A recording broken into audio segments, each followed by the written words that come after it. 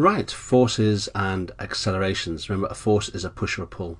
Now, a resultant force will produce an acceleration. If you don't know what a resultant force is, it's basically when you have 3 or 4 forces acting on an object, you can replace those 4 forces with a single force that has exactly the same effect. And that resultant force will always cause things to accelerate. There is a formula for that. It's one of the most famous laws in science. Force is mass times acceleration. We measure force in newtons. Mass is measured in kilograms, and acceleration is measured in meters per second squared. That can appear in a formula as F equals ma, and you can see the triangle there.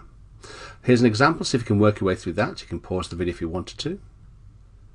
Let's just rearrange the formula to get A equals F over m, 2 meters per second squared. A equals F over m. Example 2.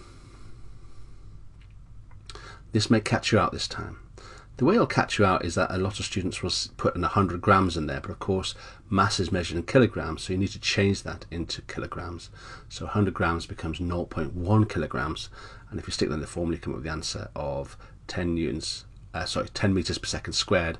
Some of you might be flash and want to say 10 newtons per kilogram, and the reason it's newtons per kilogram is you've got force divided by mass. Force is newtons, mass in kilograms, so newtons divided by kilograms is newtons per kilogram. Both are equally valid.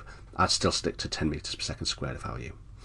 Right, the keywords are force, mass, and acceleration. You need to know that force is a push or a pull, mass is measured in kilograms, and acceleration in units is meters per second squared. More about acceleration in another video.